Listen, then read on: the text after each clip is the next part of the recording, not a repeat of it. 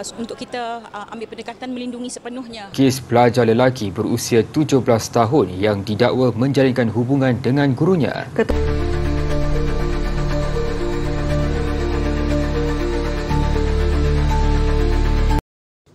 Assalamualaikum warahmatullahi wabarakatuh.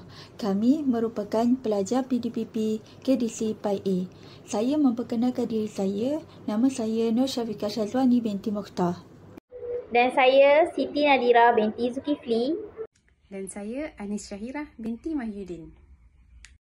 Profesion keguruan seringkali menjadi topik perbualan dalam masyarakat sejak akhir-akhir ini.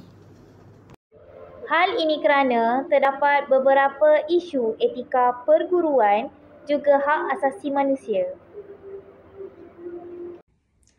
Oleh sebab itu, di dalam video ini kami akan membincangkan dan membahaskan tentang isu gangguan seksual, tata tertib dan isu rasuah.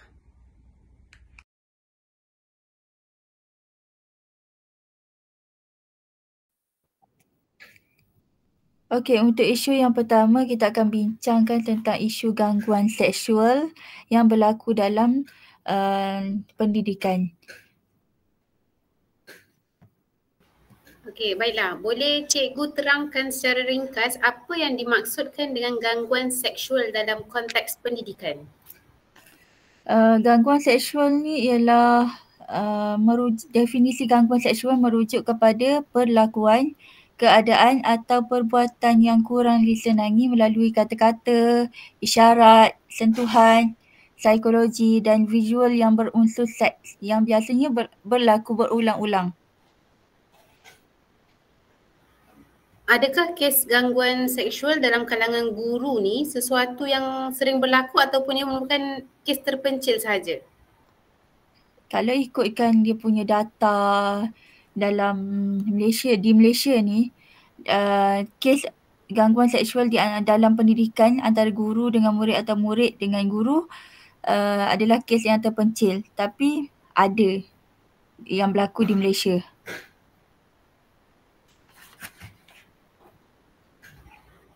Okey, boleh cikgu berikan contoh bentuk gangguan seksual yang biasa berlaku di sekolah, sama ada melibatkan guru dan murid ataupun antara rakan sekerja? Contoh bentuk gangguan seksual ni dia terbahagi kepada 3. Yang pertama lisan, yang kedua dari segi non-verbal bukan lisan, dan yang ketiga ada fizikal. Ataupun yang satu lagi dia dalam talian. Untuk lisan ni secara verbal ucapan yang berunsur lucah atau tidak senonoh ataupun gurauan yang berbau seksual yang tidak sesuai yang boleh diungkapkan oleh seorang guru. Okey, lepas tu contoh untuk bukan lisan pula, dia merenung atau memandang seseorang dengan cara yang mengganggu atau menjijikkan. Contoh lain, dia menghantar gambar atau isyarat lucah. Lepas tu dia menunjukkan bahan lucah kepada rakan sekerja ataupun murid itu sendiri. Okey, lepas tu yang dari segi fizikal pula, guru tu menyentuh tanpa izin. Contoh seperti pegang bahu, pegang tangan, pegang pinggang. Tapi itu semua tidak bukan tidak disengaja, tidak disengajakan.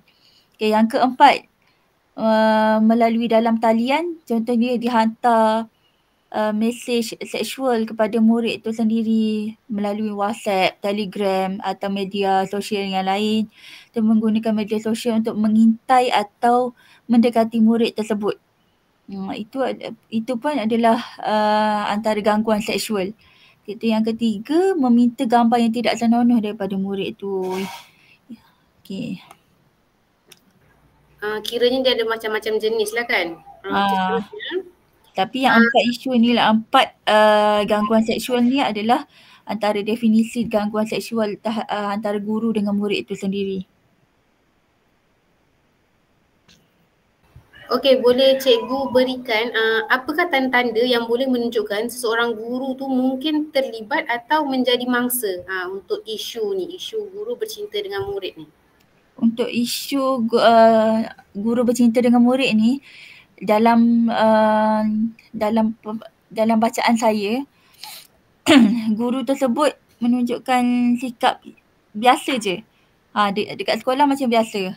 Tapi dapat tahu tu adalah melalui handphone. Mesej handphone dia tu antara guru dengan murid tu tidak melambangkan hubungan antara guru dengan murid. Macam hubungan lebih daripada tu. Itu contohnya. Tapi murid tu mungkinlah menunjukkan sikap macam pemalu, macam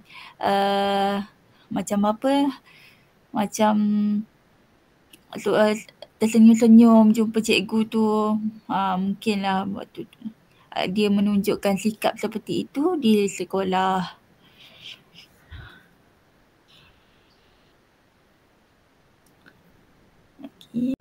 Polis Sepang mengesahkan menerima laporan kes pelajar lelaki berusia 17 tahun yang didakwa menjalinkan hubungan dengan gurunya. Ketua Polis Daerah Sepang, Wan Kamarul Azran Wan Yusof berkata, kes sedang disiasat mengikut Seksyen 14 Akta Kesalahan Seksual Terhadap Kanak-kanak 2017. Dalam satu kenyataan, Wan Kamarul menjelaskan kes disiasat bahagian siasatan jenayah Ibu Pejabat Polis Daerah Sepang Selangor. Siasatan awal mendapati kejadian berlaku 12 Disember tahun lalu ketika mangsa didakwa telah diperlakukan pengantunan oleh guru matematiknya di perpustakaan. Siasatan mendapati mangsa menjalin hubungan terlarang dengan gurunya yang telah berkahwin dan mempunyai 5 anak. Bagaimanapun hubungan terlarang itu pernah dihalang ibu remaja terbabit sebelum ini. Kes menjadi tular selepas satu hantaran dimaknai oleh saudara mangsa yang meluahkan perasaannya berhubung kes berkenaan. Bagaimanapun, hantaran telah dibuang tidak lama kemudian. Polis dalam pada itu telah memanggil remaja lelaki terbabit termasuk gurunya bagi rakaman percakapan. Satu kertas siasatan akan dirujuk ke Pejabat Timbalan Pendakwa Raya dalam tempoh terdekat. Orang ramai diminta tidak menimbulkan sebarang spekulasi berkaitan kejadian.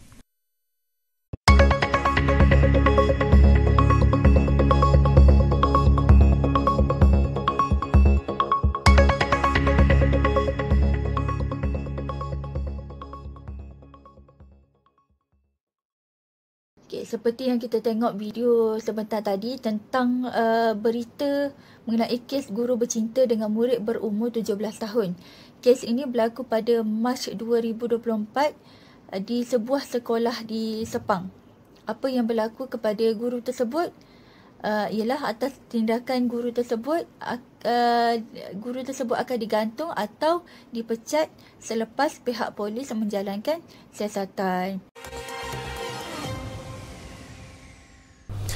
Polis telah merakam percakapan 6 individu bagi membantu siasatan terhadap dakwaan mengatakan seorang guru sebuah sekolah di Dengkil mempunyai hubungan istimewa dengan murid 12 tahun.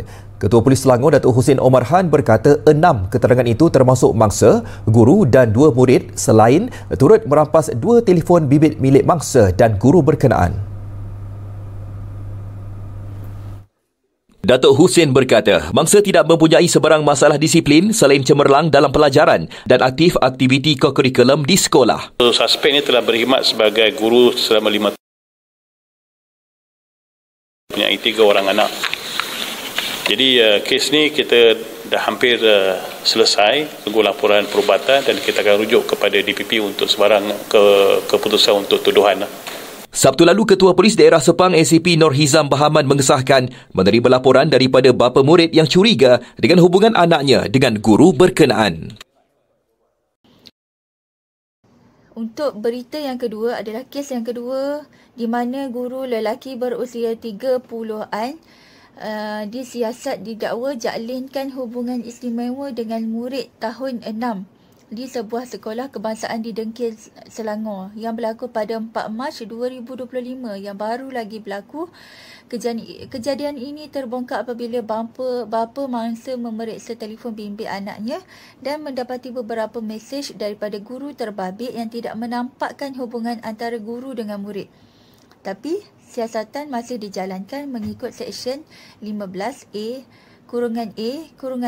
Akta Kesalahan Seksual Terhadap Kanak-kanak 2017 Akta 792. Namun kes ini masih dalam siasatan.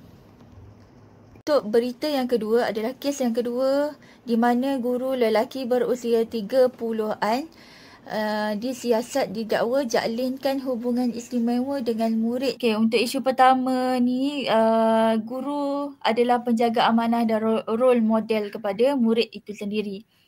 Okay, hubungan cinta dengan murid ni melanggar kod etika perguruan contohnya seperti yang ditetapkan oleh KPM atau IPGM. Cinta antara guru dan murid mewujudkan konflik kepentingan, bias penilaian dan ketidakseimbangan kuasa. Okay, untuk aspek undang-undang dan keselamatan murid, jika murid bawah umur boleh diklasifikasikan sebagai kesalahan jenayah pedofilia. Isu ini boleh melibatkan Akta Kanak-Kanak 2001 serta Akta Kesalahan Seksual terhadap Kanak-Kanak 2017. Guru boleh diambil tindakan tata tertib, digantung atau dibuang kerja dalam kes serius boleh didakwa di mahkamah. Okey, seterusnya pada pandangan cikgu-cikgu, apakah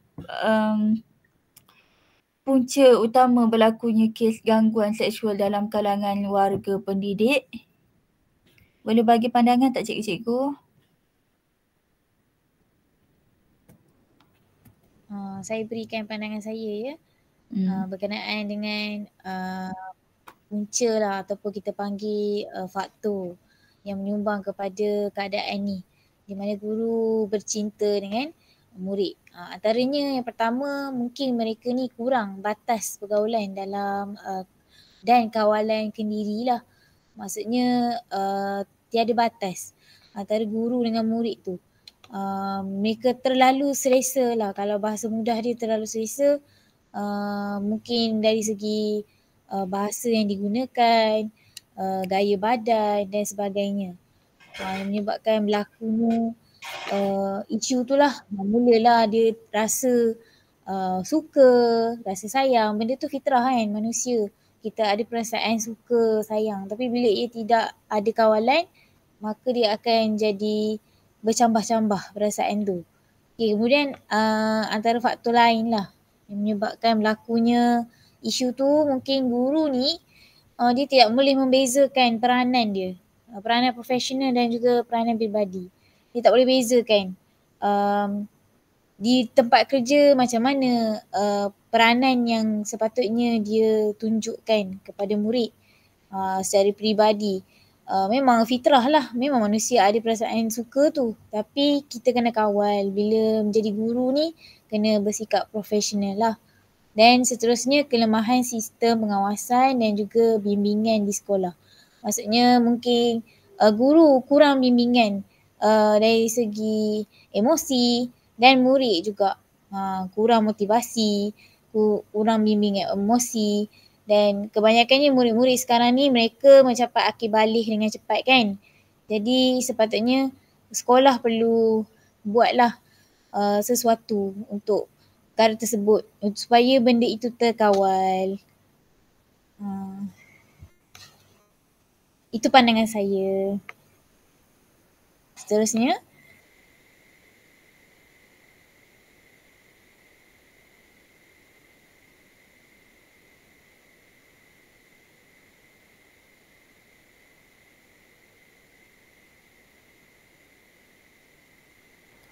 Kawan ni tak unmute tu mikrofon. Okey. Bila terjadinya gangguan seksual, isu gangguan seksual ni boleh menyebabkan kesan kepada psikologi murid itu sendiri. Jadi apa antara kesan yang terjadi kepada psikologi murid itu sendiri?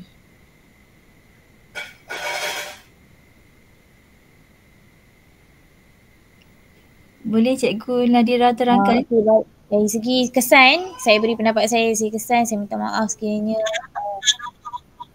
saya boleh terangkan. Saya minta maaf sekiranya ada bunyi yang tidak sepatutnya ada ya. Okey, kesan terhadap psikologi murid lah terutamanya bila berkaitan dengan percintaan ni, ialah murid ni dia akan terganggu emosi dan juga tumpuan di dalam pembelajaran. Fokus utama kita adalah untuk memperkembangkan kualiti murid ni dalam pendidikan. Tapi bila mereka diganggu dari segi percintaan ni, prestasi mereka akan semakin menurun lah. Okey, kerana murid ni mereka masih muda. Mereka tidak tahu untuk mengawal perasaan tersebut dan membahagikan masa mereka dengan perkara tersebut lah. Dia tak sesuai lagi untuk dicapai tahap tu. Okey, seterusnya boleh menjejaskan perkembangan identiti dan juga harga diri murid itu sendiri. Mereka mungkin akan mula mengasingkan diri daripada kawan-kawan sebab mereka rasa lain, dia tak rasa tak sama dengan rakan-rakan sebaya dia. Dan juga potensi murid ni untuk mengalami tekanan sosial. Bila dia dah mengasingkan diri, dia akan mula rasa menyendiri, dia akan mula rasa murung, dia dah mula rasa perasaan-perasaan yang tidak sepatutnya dirasai oleh murid yang berumur sekitar tahun yang muda lah. Okey, dan mereka mungkin juga ada kemungkinan dibuli oleh rakan sebaya mereka. Bila rakan-rakan mereka tahu, mereka akan mula untuk mengejek dan paling teruk sekali dia akan mula untuk pulau pelajar-pelajar ni. Okey, itu saja pendapat saya. Seterusnya, okey, untuk implikasi terhadap reputasi sekolah dan profesion perguruan, saya minta Cikgu Ani Syahirah lah untuk terangkan. Okey, baiklah. Bagi pendapat saya untuk implikasi terhadap reputasi sekolah dan profesion keguruan ni, yang pertama sekali akan menjejaskan nama baik sekolah dan kepercayaan ibu bapa. Okey. Seperti semua yang sedia maklum, sebagai seorang guru, tugas guru ni dia akan membawa nama sekolah. Macam kita ada cop dekat dahi ni, kita mengajar, kita ni guru, so orang tahu. So kita membawa nama baik sekolah.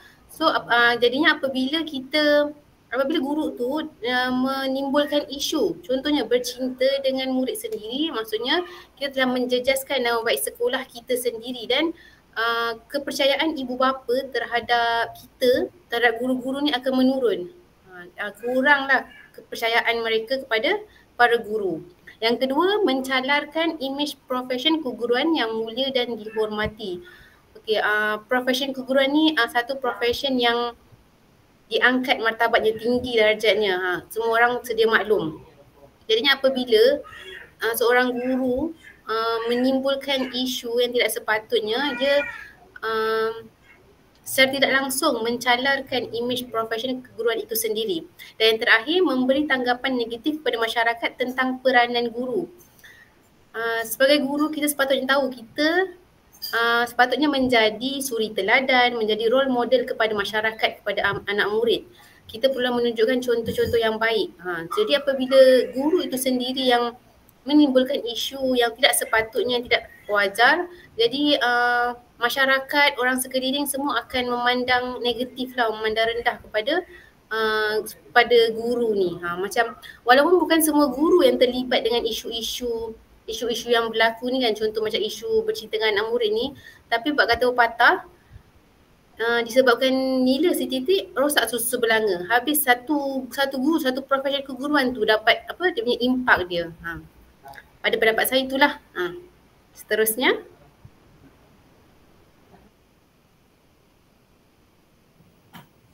okey. Baiklah, sekarang kita teruskan lagi bagi isu yang kedua, iaitu berkenaan dengan ketidakhadiran guru ke sekolah secara berterusan tanpa alasan. Okey, dari segi pelanggaran etika dan profesionalisme keguruan, okey, guru mempunyai tanggungjawab moral dan juga profesional untuk hadir dan mengajar tepat pada masanya.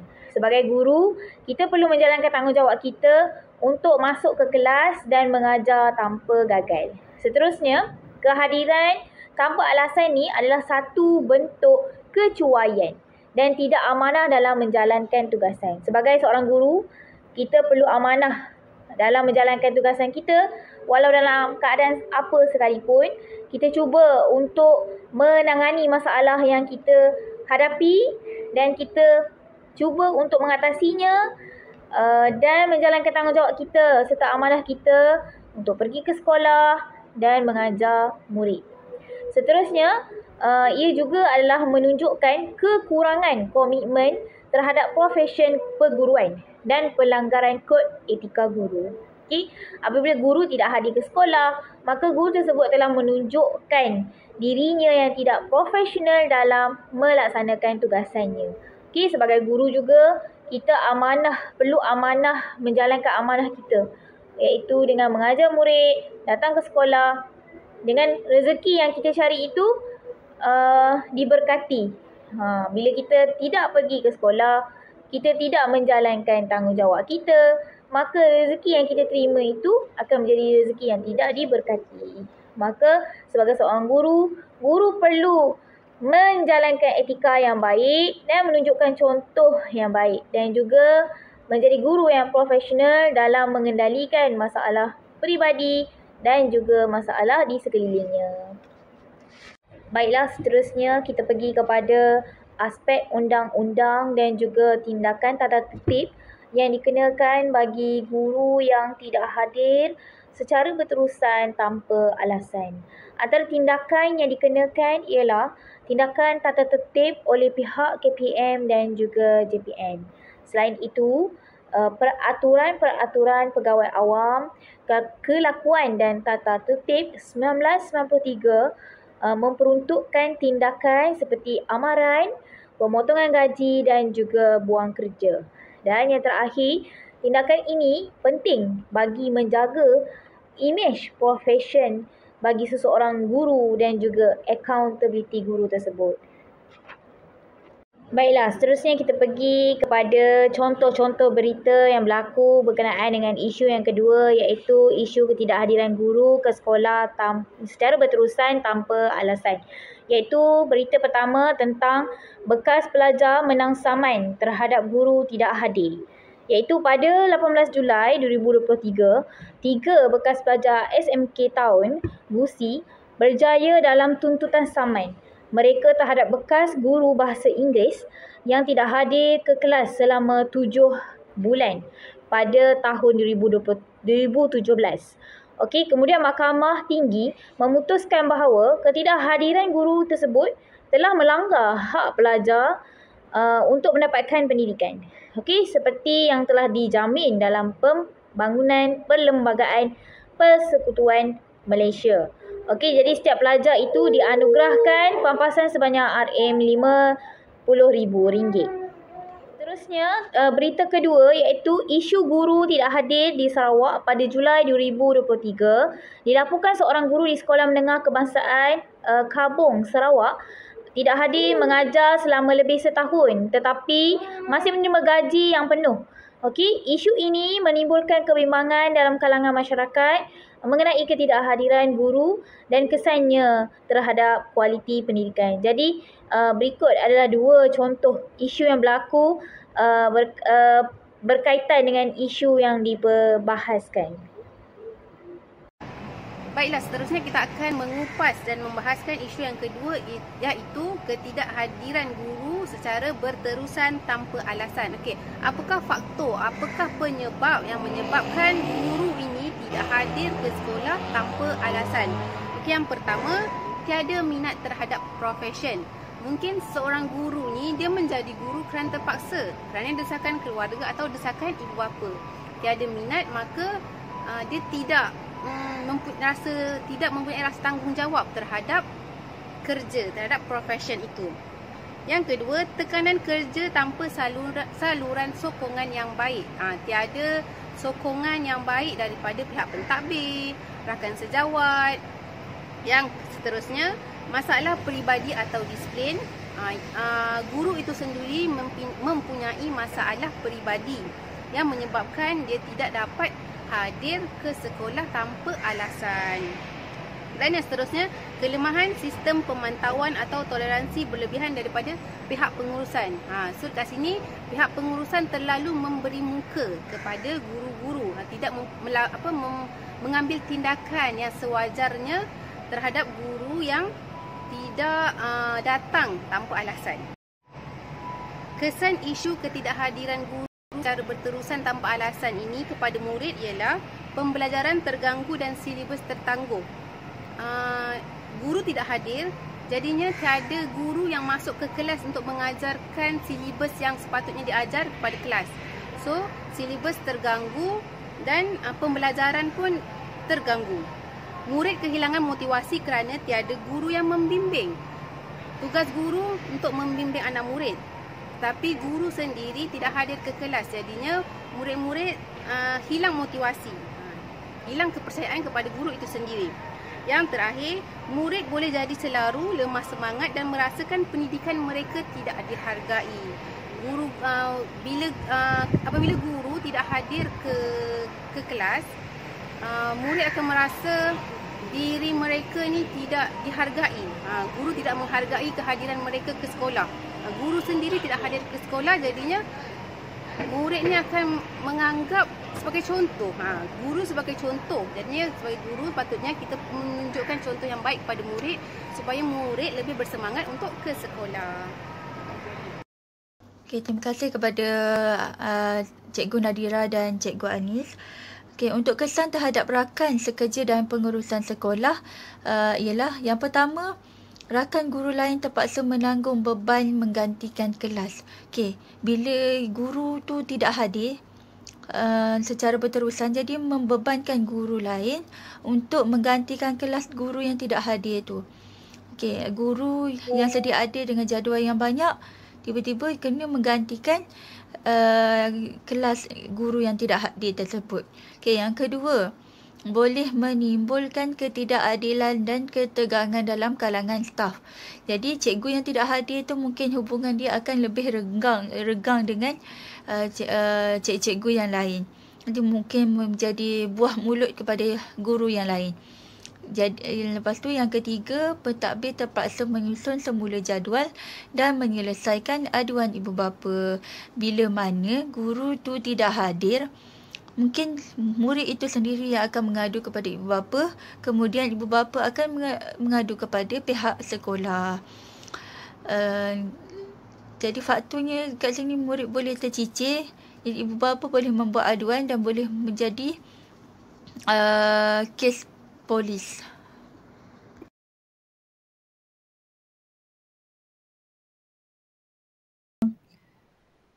Untuk isu ni, Cikgu Anu Syahira akan terangkan sikit, tapi untuk permulaan boleh ke Cikgu Anu Syahira terangkan apa yang dimaksudkan dengan rasuah dalam konteks profesion keguruan.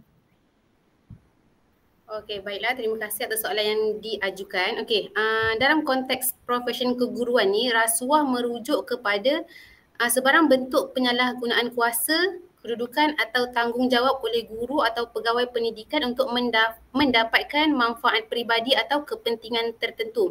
Okey, rasuah ni dia bukan sahaja dalam bentuk wang ringgit, tapi dia macam dalam bentuk hadiah, layanan istimewa. Okey, sebagai contoh yang kita boleh tengok, guru menerima imbuhan untuk meluluskan permohonan tertentu. Contohnya pentadbir lah, guru besar kan. Dia menerima imbuhan daripada seseorang supaya projek yang daripada seseorang tu diluluskan, diterima terus tanpa mengikuti prosedur yang sah. Itu contohnya lah. Okay, seterusnya ada soalan?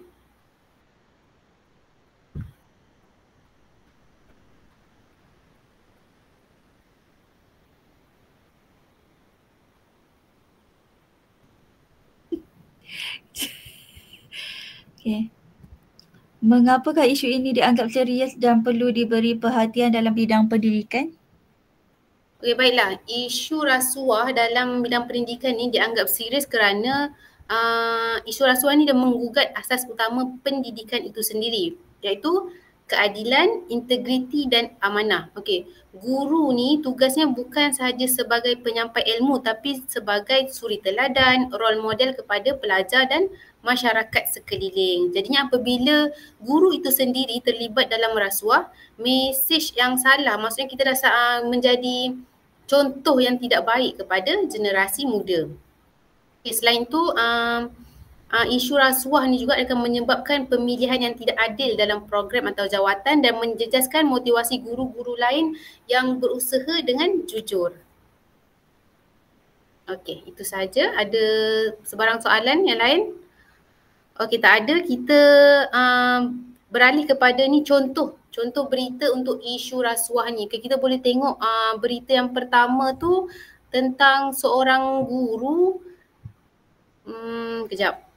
Sebentar. Okey, seorang guru ni dia mengaku tidak bersalah atas 4 pertuduhan. Dia gagal melaporkan pemberian rasuah berjumlah RM33,870.10. Okey, guru ni dia mengambil rasuah, dia memberi rasuah kepada beberapa orang bawahannya dan dia mengaku tidak bersalah.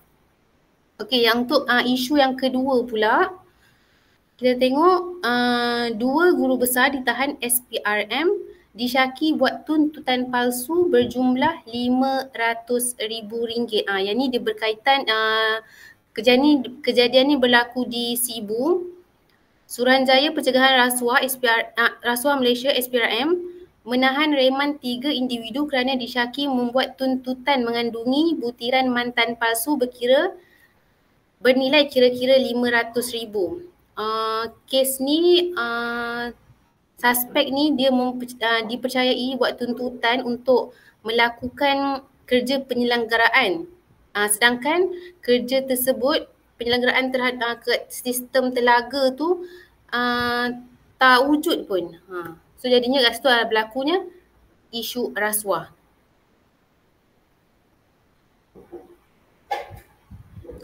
Okey, seterusnya kita tengok pelanggaran etika dan profesionalism keguruan berkaitan dengan isu rasuah ni. Okay, yang pertama, penyalahgunaan kuasa atau jawatan guru atau jawatan penyalahgunaan kuasa atau jawatan. Okey, guru atau pentadbir ni menggunakan kedudukan mereka untuk mendapatkan habuan peribadi. Contohnya menerima bayaran untuk meluluskan permohonan tertentu atau meluluskan peruntukan tanpa prosedur yang sah. Okay, kat sini dia berlaku pelanggaran terhadap prinsip accountability dan amanah dalam tugas. Okey, yang kedua, penerimaan hadiah atau ganjaran tidak wajar. Menerima hadiah, wang atau layanan istimewa daripada ibu bapa atau pelajar sebagai balasan untuk layanan tertentu dalam kelas atau penilaian. Ni maksudnya macam mana ibu bapa memberi sogokan supaya anak mereka diberi layanan istimewa dalam kelas. So ini dia mencemari prinsip keadilan dan ketulusan dalam penilaian. Okey, yang ketiga, penyelewengan kewangan sekolah. Okey, yang ini dia melibatkan diri dalam rasuah berkaitan bajet sekolah seperti menipu dalam pembelian aset atau tuntutan palsu. Ini guru-guru yang terlibat dalam aset. Termasuk dalam memanipulasi perbelanjaan untuk kepentingan sendiri. Okey, yang ini dia melanggar prinsip integriti dan ketulusan dalam pengurusan sumber. Okey, yang terakhir, mengamalkan pilih kasih atau nepotism. Okey, ini maksudnya dia memberi layanan istimewa atau peluang tertentu kepada individu tertentu berdasarkan hubungan peribadi. Ini contohnya macam orang kita panggil apa? Guna kabel macam tu. Kan kita biasa dengarkan guna kabel. Inilah maksudnya. Contohnya pemberian jawatan atau keistimewaan kepada rakan atau ahli keluarga dalam program sekolah. Maksudnya dia pilih kerabat-kerabat sekolah saja. Kerabat-kerabat sendiri saja. Okey, sekarang kita pergi kepada aspek undang-undang dan tindakan tata tertib yang melibatkan isu rasuah ni. Okay, yang pertama, Akta Suruhanjaya Pencegah Rasuah Malaysia SPRM 2009 iaitu Akta 694. Tindakan tata tertib dalam perkhidmatan awam berdasarkan peraturan pegawai awam. Okey, tindakan tata tertib ni boleh berlaku dalam pelbagai banyak kaedah. Dia bergantung pada tahap kesalahan tu. Okey, antara tindakan tata tertib yang boleh dilakukan kepada guru yang terlibat dalam isu rasuah ni ialah diberikan amaran, denda, lucut hak emolumen, tangguh pergerakan gaji, turun pangkat ataupun dibuang kerja.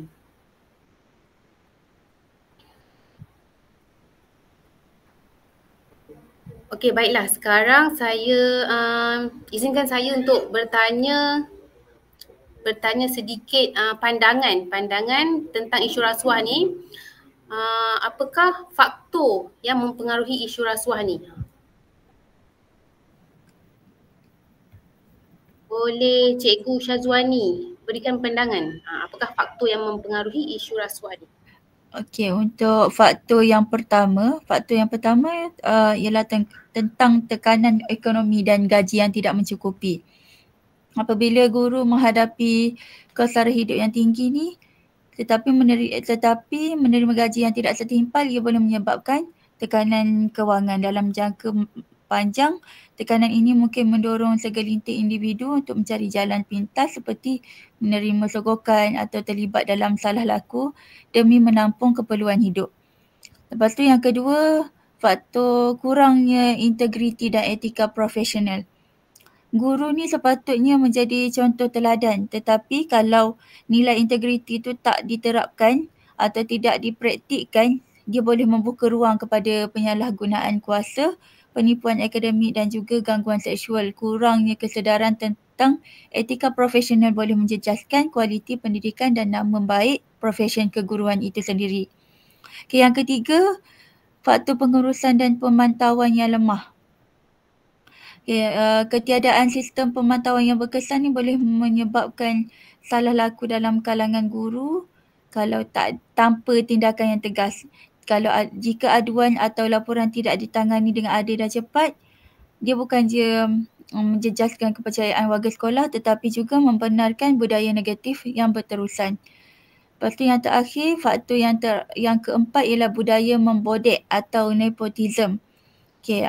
Membodek ni lebih kepada amalan pilih kasih lah. Amalan pilih kasih, hubungan rapat dengan pihak atasan atau kenaikan pangkat berdasarkan hubungan, bukannya markah, bukannya merit, boleh melemahkan semangat guru yang berusaha secara jujur. Ini juga membuka ruang kepada ketidakadilan dan penyelewengan kerana tindakan salah mungkin dilindungi oleh orang yang dalam. Okay, faham. Seterusnya, boleh Cikgu Syazwani terangkan apakah kesan isu rasuah ni terhadap murid? Okay, kalau tengok dekat sini, kesan terhadap murid apabila berlaku isu rasuah dalam pendidikan, yang pertama, dia boleh merosakkan nilai murni dalam kalangan murid itu sendiri. Apabila murid melihat guru atau pihak sekolah terlibat dengan rasuah, murid itu sendiri mungkin hilang keyakinan terhadap nilai seperti kejujuran, amanah dan keadilan. Nilai murni yang sepatutnya diterapkan melalui pendidikan akhirnya tercemar kerana murid melihat sendiri contoh negatif daripada orang dewasa di sekeliling mereka, terutama guru mereka sendiri. Okay, yang kedua, boleh menjejaskan kualiti pembelajaran. Okay, rasuah boleh menyebabkan seseorang guru dinaikkan pangkat atau diberikan tugas mengajar subjek tertentu bukan kerana kelayakan tetapi kerana kabel atau bodek. Ini boleh menjejaskan mutu pengajaran dan pembelajaran kerana tugas tidak diberikan kepada individu yang paling layak dan berkemampuan.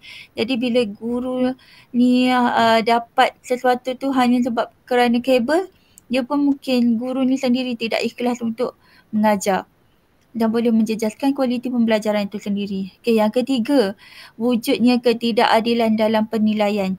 Jika penilaian murid dipengaruhi oleh sogokan atau pilih kasih, ia menyebabkan murid yang benar-benar layak tidak mendapat pengiktirafan sewajarnya. Dia boleh mematahkan semangat murid yang berusaha keras dan mewujudkan ketidakpercayaan terhadap sistem pendidikan. Dan yang terakhir, boleh membentuk sikap negatif dan normalisasi salah laku. Apabila murid melihat rasuah sebagai perkara biasa, mereka mungkin menganggap ianya satu jalan mudah untuk berjaya. Ini boleh membentuk generasi yang menganggap amalan salah sebagai sesuatu yang normal lalu mengabaikan usaha, disiplin dan kejujuran. Kalau dalam aspek agama Islam itu sendiri, benda yang haram akan dihalalkan, dihalalkan tu tak boleh lah dan boleh menyebabkan salah didikan kepada anak murid itu sendiri. Itu saja penerangan daripada saya. Okey, baiklah. Terima kasih Cikgu Syazwani. Maksudnya kita tengok, kita dapat lihat isu rasuah ni sangatlah dia ni sangat kalau kalangan dekat kalangan guru-guru memang kita familiar lah dengan isu rasuah ni dan ia sangat berbahaya. Okey, sekarang saya nak tanya pandangan Cikgu Nadira. Boleh ke Cikgu Nadira terangkan apakah implikasi isu rasuah ini terhadap sekolah? Okey, terima kasih Cikgu Anis dan juga Cikgu Syazwani. Okey, bagi saya, bagi pendapat saya lah, implikasi terhadap sekolah berkaitan dengan isu rasuah ni, yang pertama menjejaskan reputasi dan juga kredibiliti sekolah. Kredibiliti sekolah ni maksudnya macam kepercayaan. Bila sekolah buat sesuatu perkara yang besar lah, rasuah ni besar kan, masalah rasuah ni, boleh menjejaskan kredibiliti iaitu kepercayaan komuniti, masyarakat, ibu bapa, murid, di kalangan guru sendiri hilang kepercayaan terhadap sekolah tu sendiri. Jadi kat situ reputasi sekolah semakin merudum. Okey, seterusnya merosakkan budaya profesionalisme keguruan itu sendiri, iaitu bila isu rasuah ni berlaku, ia bertentangan dengan nilai, etika dan juga amalan profesional yang sepatutnya kita jagalah sebagai guru. Sepatutnya ada dalam diri kita perkara tersebut. Okey, bila ia rosak, maka ia akan nampak buruk di situ. Betul tak? Dia akan nampak buruk di situ. Terutamanya isu rasuah ni. Isu rasuah sangat besar. Dan kita perlu tangani perkara tersebut. Okey, kemudian yang terakhir, menjejaskan kualiti pendidikan. Sudah tentulah bila isu rasuah ni berlaku, banyak pihak yang akan dianiaya, betul tak? Mereka akan dianiaya, maka kualiti pendidikan tu kita tak nampak dah. Sebab dengan sogokan, hadiah dan sebagainya, mereka takkan melakukan pendidikan tu jujur dah, dia takkan ada amanah dah di situ. Mereka melakukannya hanya kerana nak mendapatkan sesuatu yang mereka rasa benda tu untung lagi daripada mereka memberikan ilmu tadi. Itu sahaja pendapat daripada saya. Terima kasih. Seterusnya. Okey, baiklah, terima kasih Cikgu Nadira. Maksudnya kita nampak kat sini isu rasuah ni dia sangat familiar, bukan sahaja dalam profession keguruan tapi rasanya dalam semua profession terlibat dengan isu rasuah ni. Dia macam dah dinormalisasikan dalam kehidupan kita yang sepatutnya kita mencegah isu rasuah ni. Okey, seterusnya. Baiklah, kita sudah sampai ke penghujung episod podcast kita pada hari ini. Banyak perkara penting yang telah dikongsikan berkenaan isu gangguan seksual dalam profession keguruan, iaitu satu isu yang sangat serius dan perlu diberi perhatian oleh semua pihak. Apa yang jelas, guru bukan sekadar pendidik tetapi juga pembentuk sasiah dan contoh teladan. Maka sebarang bentuk salah laku terutamanya yang melibatkan gangguan seksual bukan sahaja mencemarkan profession ini tetapi juga mengancam keselamatan murid dan kredibiliti institusi pendidikan. Kita semua sama ada guru, pentadbir, ibu bapa maupun masyarakat perlu memainkan peranan dalam mewujudkan persekitaran sekolah yang selamat, beretika dan berintegriti. Okey, ada apa-apa yang Cikgu Anis dengan Cikgu Siti Nadira nak kongsikan sebelum kita menamatkan podcast kita pada hari ini? Okey, saya berikan sedikit kesimpulan lah. Berdasarkan daripada perbincangan kita hari ini, secara keseluruhannya, isu-isu yang keguruan seperti yang kita bincangkan hari ini, tentang gangguan seksual, pelanggaran tata tertib dan juga rasuah ni dalam sektor pendidikan merupakan satu cabaran yang besar lah, dan juga cabaran yang sangat serius yang boleh mencemarkan integriti profession keguruan dan juga menjejaskan kepercayaan masyarakat terhadap institusi pendidikan. Jadi guru juga bukan sahaja bertanggungjawab menyampaikan ilmu, malah menjadi teladan dalam aspek moral dan juga etika. Itu sahaja dari saya. Ada apa yang nak ditambah, Cikgu? Cikgu Anis? Okey, baiklah.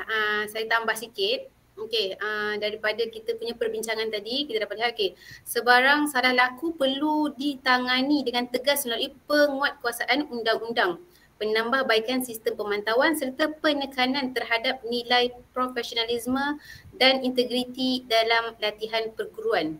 Okey, hanya dengan komitmen menyeluruh dari semua pihak termasuk pentadbir sekolah, kementerian dan masyarakat, barulah profesyen keguruan dapat terus dihormati dan berfungsi secara berkesan dalam membentuk generasi masa depan yang berakhlak mulia dan berilmu. Jadi semua perlu bersatu padu, bergabung untuk membentuk generasi masa hadapan. Itu sahaja dari saya. Okay, terima kasih kepada semua rakan-rakan seperjuangan atas perkongsian yang sangat bermakna, dan kepada semua pendengar, terima kasih kerana setia bersama kami. Jadi itu sahaja daripada kami. Salam hormat daripada kami pada hari ini. Assalamualaikum warahmatullahi wabarakatuh. Terima kasih.